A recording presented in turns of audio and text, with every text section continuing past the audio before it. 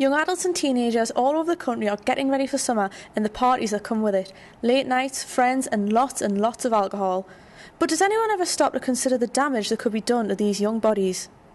Statistics show that around 5,000 teenagers are admitted to hospital every year for alcohol-related reasons. Deaths from liver disease have risen sharply in the 25 to 34 age group over the last 10 years.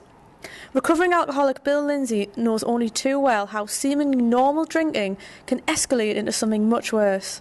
If you need a drink to function, then you are dependent, and not just to function, but if you need a drink perhaps to do everyday tasks to get you through the day, or if you cannot go through a day without a drink, then you're definitely dependent, in my opinion.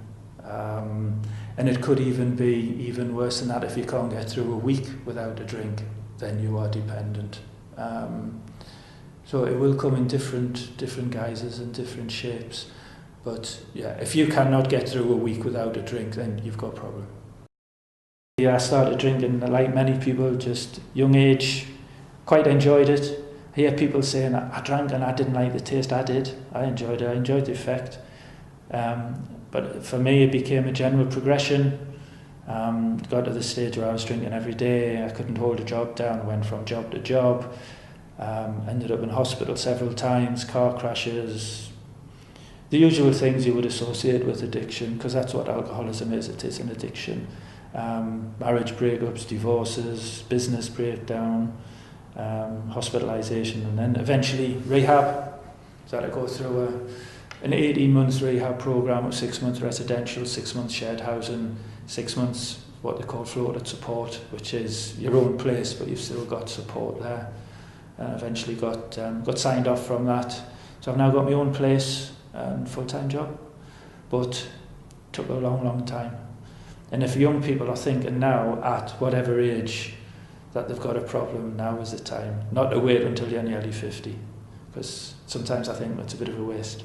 But hell, I enjoy my life now, so I'm pleased I made the decision. Melanie Suter, South Tynesyde's Matrix Young People Service Manager, is there to give guidance and support to young adults who may be worried about their alcohol intake. We predominantly work with young people where drugs and alcohol issues have become a significant problem for them, whether it's either a social problem or a psychological problem, where it becomes not just a liking or a wanting, it becomes a needing to function, whether that might be to build confidence or self-esteem, or whether it may well be that they have a physical dependency.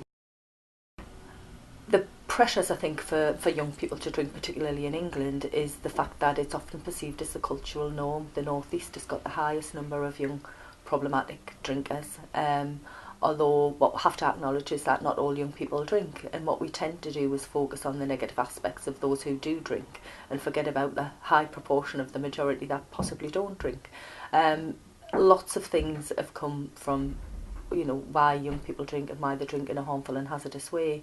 We have the media telling us that everything is really good, quite famous people drinking. Every social opportunity is a drinking opportunity. Advertising is a big one. It's either cool to be drunk or, certain drinks promote the fact that for young women, that you have a good time if you have this drink. It builds confidence, it builds self-esteem. There's lots of factors, and I think it's often the perceived or the social norm that everybody drinks, and ironically that is just the culture that we're in, that it's almost accepted that it's something that everybody has to do, and the reality is we don't have to do it. People can actually have a good time without alcohol. It's very difficult, I think, for young people in particular to assess their own safety and their own levels of drinking. There's really specific ways of drinking where you can have a drink and then maybe have a soft drink in between to reduce some of the quantities that young people are drinking.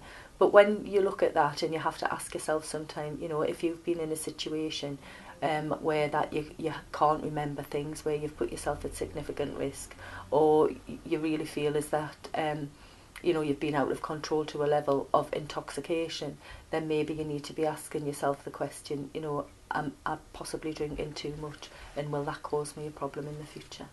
The service is there to support young people in a very friendly and supportive way, and that advice. And if you're not sure, and if you feel that it is starting to cause you a problem, then that opportunity is there for you, and there's services there to support you. Professionals aren't asking young people to stop drinking this summer, but just to stay away and